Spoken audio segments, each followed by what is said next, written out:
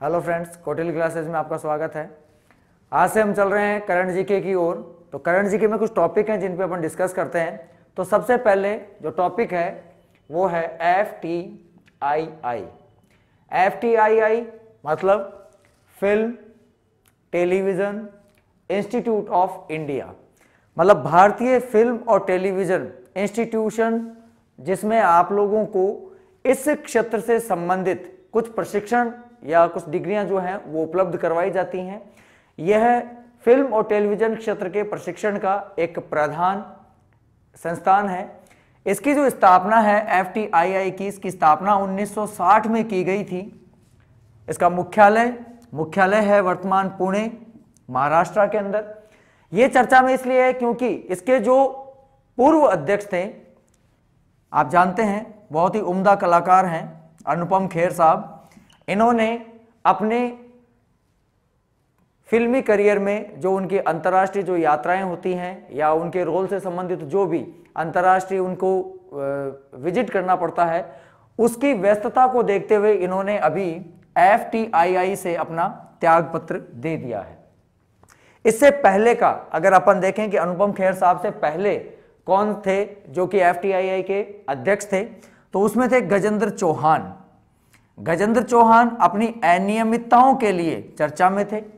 अपनी उनकी अनियमितताएं होने के कारण गजेंद्र चौहान को वहां के विद्यार्थियों की एक विरोध का सामना करना पड़ा। तो गजेंद्र चौहान के बाद में आए अनुपम खेर।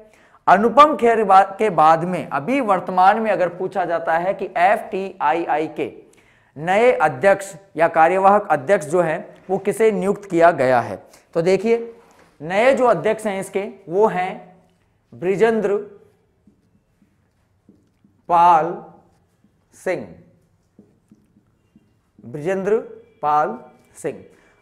तो आप देखिए FTII film and television institution of India, मुख्यालय कहाँ है? पुणे, महाराष्ट्र में। स्थापित कब किया गया? 1960 के अंदर स्थापित किया गया।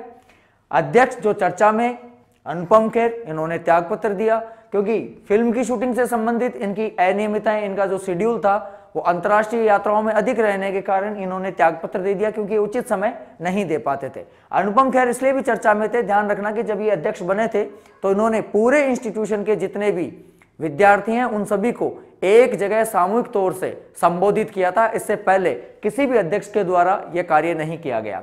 इससे पूर्व जो थे गजेंद्र चौहान इसलिए चर्चा में रहे थे क्योंकि अपने कार्यकाल के दौरान उनके समय की अनियमितताएं तथा संस्थान के लिए कुछ उचित कार्य नहीं करने के कारण विद्यार्थी या उस समय के जो प्रशिक्षणार्थी थे उनके द्वारा इनका विरोध किया गया।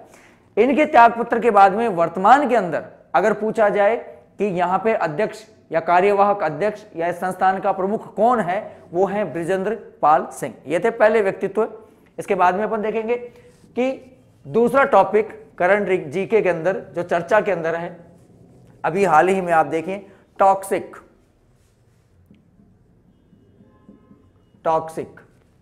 क्या है टॉक्सिक?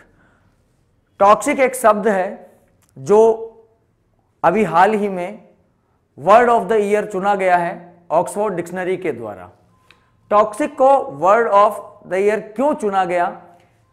कोई भी शब्द अगर किसी पिछले बीते साल में लगातार चर्चा के अंदर रहता है तो उसको आगामी साल के लिए वर्ड ऑफ द ईयर घोषित कर दिया जाता है।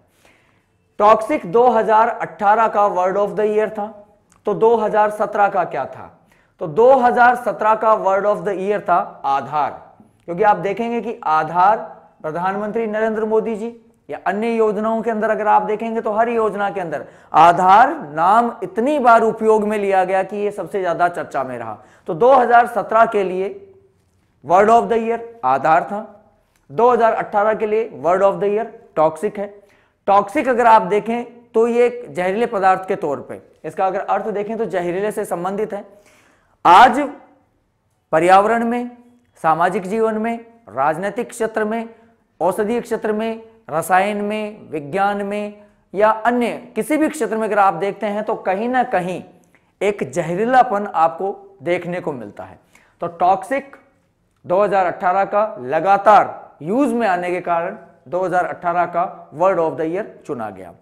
अब हम अगला जो टॉपिक है उस टॉपिक पे चर्चा करेंगे। एक ऐसा अंतर्राष्ट्रीय पुरस्कार जो प्रधानमंत्री नरेंद्र मोदी जी को प्रदान किया गया है, वो पुरस्कार है सियोल शांति पुरस्कार। सियोल शांति पुरस्कार। देखिए सियोल शांति पुरस्कार, अब पहले इसकी पृष्ठभूमि देखते हैं। कोरियाई गणराज्य में जो 1990 के दौरान ओलंपिक खेलों का आयोजन किया गया और ये ओलंपिक खेल बहुत ही शांतिपूर्वक संपन्न किए गए, इस उपलक्ष्य के अंदर सियोल शांति पुरस्कार कोरियाई गणराज्यों के द्वारा प्रारंभ किया गया था। इस सियोल शांति पुरस्कार के लिए आधार क्या रखा गया कि प्रधानमंत्री नरेंद्र मोदी जी को इसके लिए चुना गया। नरेंद्र मोदी जी की अंतर्राष्ट्रीय जो छवि है उनकी, कि उन्होंने भारत को एक सम्माननीय गौरव अंतर्राष्ट्रीय राजनीति में प्रदान करवाया, तो इनके द्वारा दो महत्वपूर्ण कार्य, एक तो अंतर्राष्ट्रीय एकता के अंदर, अंतर्राष्ट्रीय राजनीति में जो बंधुत्व का परिचय दिया और अपनी भारतीय राजनीति का एक परचम लहराया। दूसरा, दक्षिणी पूर्वी एशियाई देशों में अगर आप देखेंगे तो एक बड़े भाई का जो रोल भारत आज वर्तमान में निभा रहा है, जिसे कहा जाता है एक्ट ईस्ट पॉलिसी, जो कि लुक ईस्ट पॉलिसी का नया वर्जन है। मोदी सरकार ने इसे काफी ज्यादा पॉपुलर बनाया। तो मोदी जी को इन अपनी राजनीतिक चारित्रिक सौहार्दपूर्ण या वैश्विक बंधुत्व की जो जितनी भी योजनाएं हैं या वैश्विक बंधुत्व के क्षेत्र में जो उनका योगदान दिया गया है, उसके लिए उन्हें सियोल शांति पुरस्कार है वो प्रदान किया गया है। अगर संख्या के आधार पर पूछा जाता है तो प्रधानमंत्री नरेंद्र मोदी 14वें व्यक्तित्व हैं जिन्हें यह पुरस्कार प्रदान किया गया है। नेक्स्ट टॉपिक देखिए।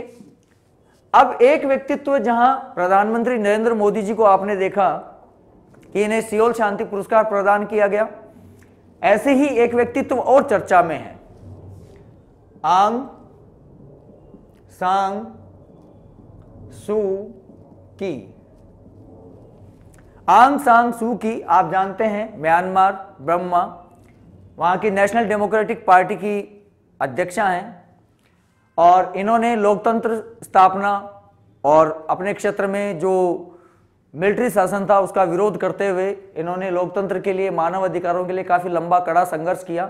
20 साल तक जेल में रही आपको नोबेल शांति पुरस्कार दिया गया है, आपको जवाहरलाल नेहरू अंतर्राष्ट्रीय पुरस्कार प्रदान किया गया है, आपको भगवान महावीर विश्व शांति पुरस्कार प्रदान किया गया है।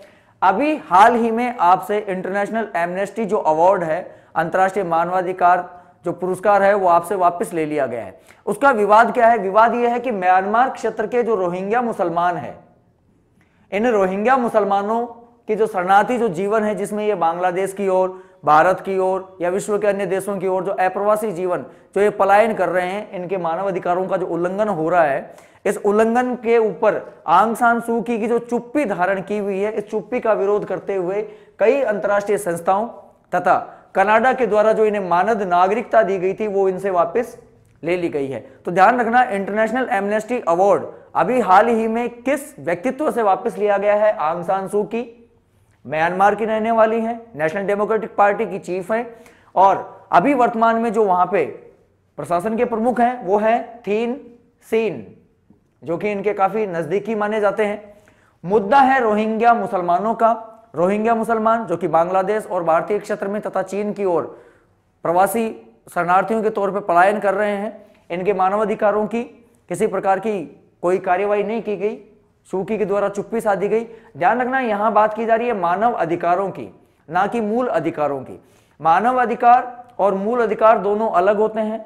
मूल अधिकार से संबंधित, मूल अधिकार ऐसे अधिकार होते हैं जो किसी व्यक्ति को किसी निश्चित क्षेत्र में किसी वैधानिक संस्था, वैधानिक राज्य में रहते हुए वहां के संविधान के द्वारा उसके सर्वांगीण विकास के लिए जो दिए जाते हैं वो होते हैं मूल अधिकार। मूल अधिकार मतलब किसी देश विशेष के उसके संविधान के द्वारा प्रदत्त वैधानिक अधिकार मूल अधिकार हैं। मानव अधिकार जो कि किसी भी मनुष्य के द्वारा पैदा होते ही जो प्राकृतिक सभी पूरे विश्व के अंदर एक समान रूप से जो उसे पैदा होते ही मिलते हैं, एक मानव होने के नाते उन्हें मानव अधिकार कहा जाता है। मानव अधिकारों में किसी भी व्यक्ति को जीवन जीने का अधिकार है, अगर उसमें देखा जाए तो उसे एक मनुष्य की तरह अच्छे जल की, अच्छे वायु की, अच्छे क्षेत्र की, नागरिकता की, ये कुछ मूल मानव अधिकार हैं जो कि उसे किसी राष्ट्र विशेष में निवास करने के लिए, किसी राष्ट्र विशेष की पहचान के लिए उपलब्ध होने चाहिए। यह हर व्यक्ति का अधिकार है एक मानव होने के नाते। जैसे जीवन जीने का अधिकार मानव होने के नाते, जीवन जीने का अधिकार मूल अधिकारों के अंतर्गत आता है। अगर भारतीय क्षेत्र में अपन मूल अधिकारों से देखें तो मूल अधिकार के अंदर 6 प्रकार के मूल अधिकार हैं जो प्रत्येक व्यक्ति को मिलते हैं। अपन टॉपिक पे आते हैं वापस, क्योंकि ये टॉपिक काफी बड़ा हो जाता है। आंग सान सू की बात कर रहे हैं यहाँ पे। आंग सांग, ये जो नाम है ये नाम इनके पिता का है, म्यांमार के पूर्व राष्ट्रपति रहे हुए हैं। सू और की, इनका जो वास्तविक नाम है वो है की। सू का नाम जो है इन्होंने अपने ननिहाल पक्ष से अपने नानी से ग्रहण किया था, तो ये 3 नामों से मिलकर इनका नाम बना है। आंग सान इनके पिता का नाम है, सू इनकी नानी का नाम है, की इनका वास्तविक नाम है। अब बात करते हैं कि आंग सान सू की का भारत से क्या योगदान है या भारत से क्या संबंध रहा है। आप देखते हैं कि दिल्ली के अंदर एक श्री राम लेडी कॉलेज है। इस श्री राम लेडी कॉलेज में इन्होंने शिक्षण प्राप्त किया था। भारत इनका काफी, इनकी जो नीतियां थी मानवाधिकारों के लिए या लोकतंत्र के लिए, भारत इनका प्रबल समर्थक रहा है। तो आप जो भी करंट में टॉपिक पढ़ते हैं उस टॉपिक का वर्तमान में स्टेटस क्या है, इसका पास्ट कैसा रहा हुआ है और इसका फ्यूचर के अंदर क्या महत्व रहेगा, तो इन 3 चीजों को आप कोरिलेट करके आप चलिए। धन्यवाद। ये आज के टॉपिक हम यहीं पे खत्म करते हैं। Thank you.